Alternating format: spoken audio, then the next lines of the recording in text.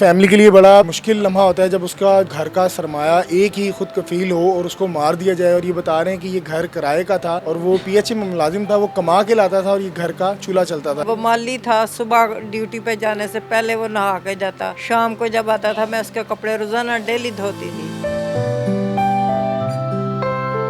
किसी से राब्ता भी नहीं किया वहाँ? उसी बंदे से रहा कि हमारा वहाँ कोई रिश्तेदार नहीं था। आपका भाई जा कहाँ रहा था? कोई कोयटे जा रहा था सैर करने के लिए। आप बता रही थी कि आपका कोई इसी बिल्डिंग में से और भी बचा गया था। नीचे भाई रहते हैं, भाई का दोस्त था, उसकी भी डेथ हो गई। वो भाई के साथ गया था, उसी के साथ गया था भाई सैर के सिलसिले। आसिफ की आपके साथ लास्ट टाइम क्या बात हुई थी? क्या वो खुश था? कहाँ जा रहा था? तैयार वो बहुत खुश था।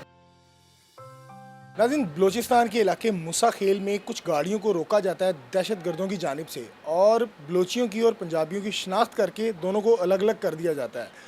जो ख़ास तौर पर पंजाबी होते हैं उनको साइड पे लाकर बेदर्दी के साथ गोलियों के वार कर कर कत्ल कर दिया जाता है। मेरे साथ एक फ़ैमिली मौजूद है जिनके बच्चे वहाँ जाते हैं सियाहत के लिए, लेकिन उनको मार दिया जाता है। इनसे बात करते हैं इनको कैसे इतलात मिली।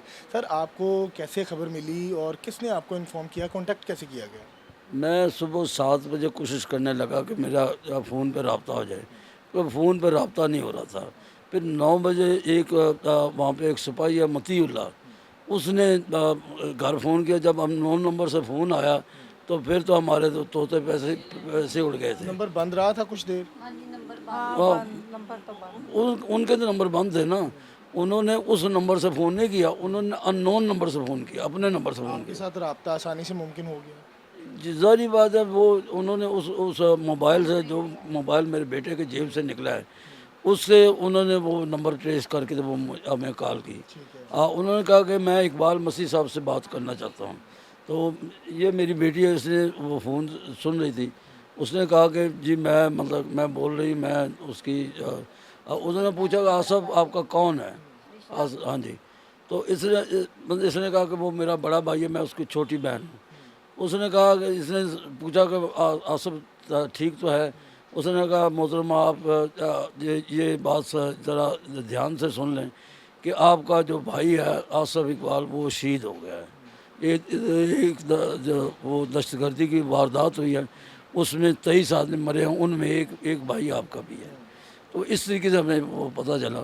फिर मेरा बच्चा जो है वो लाइफ स्टॉक में वो मुलाजिम है, उसके उसकी वजह से फिर वहाँ से मतलब लाइफ स्टॉक वालों ने वो जो डेड बॉडीज ने रिकवर करके उन्होंने फिर यहाँ पंजाब में भिजवाई। ठीक है, आपने मती साहब से पूछा नहीं हुआ क्या है, किस तरह मेरे बेटे को यही बताया था कि दहशतगर्दी का वाकया हुआ है मूसा खेल में 4 बजे के करीब दहशतगर्दी का। इसके अलावा उन्होंने कुछ भी नहीं बताया। आपने किसी से राब्ता भी नहीं किया वहाँ? उसी बंदे से रहा कि हमारा वहाँ कोई रिश्तेदार नहीं था, कोई भी नहीं मौजूद था। आपका भाई जा कहाँ रहा था?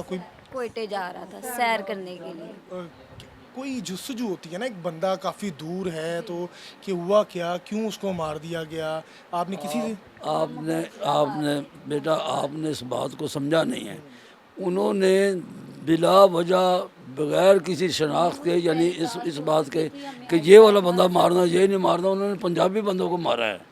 अब उसमें अब हम क्या कहेंगे उनको, इनके साथ क्या कि उन्होंने पंजाबियों को और बलोचियों को अलग अलग करके बलूचियों को छोड़ दिया, पंजाबी जी सारे को मार दिया, 23 के 23 बच्चों को। मैं आर्मी चीफ सईद आसम मुनीर से, मैं वज़ीर आज़म पाकिस्तान शहबाज शरीफ से, और वज़ीर दाखिला मोहसन नकवी से, और ये चीफ मिनिस्टर साहिबा जो है इधर मरीम नवाज़ है, मैं इनसे भी ये दरख्वास्त करता हूँ कि जैसे मेरे बच्चों के साथ हुआ है ऐसा ही आप उनसे हमारा इंतकाम लें। ये मेरी इस्तदा है इनके लिए। जी, एक बाप है और यकीनन उनका जवान बेटा जब इस दुनिया से चला जाता है तो एक बाप का जो सबसे मुश्किल लम्हा ये होता है कि वो अपने बेटे के जनाजे को अपने कंधों पे उठाए। मेरे साथ आसिफ की वालदा मौजूद है, इनसे भी बात करेंगे। माँ जी, मुझे बताइएगा कि आसिफ की आपके साथ लास्ट टाइम क्या बात हुई थी? क्या वो खुश था? कहाँ जा रहा था? वो बहुत खुश था। वो कह रहा था अम्मी मैं सैर करने जा रहा हूँ। मैंने कहा जाओ बेटा, क्योंकि मैं खुद भी कोयटे गई थी, मैं सैर करके आई थी। मैंने कहा ठीक है जाओ तुम भी सैर करो। बस वो खुश था कि मैं जा रहा हूँ सैर करने। आप जब गई थी आपको इस तरह के हालात नज़र आए थे? 20-25 साल पहले गई थी। हाँ हाँ, इससे आपको इतला मिली, ज़ाहिर बात है जवान बेटा है और बड़ा मुश्किल होता है अपने जवान बेटे की मैयत को देखना।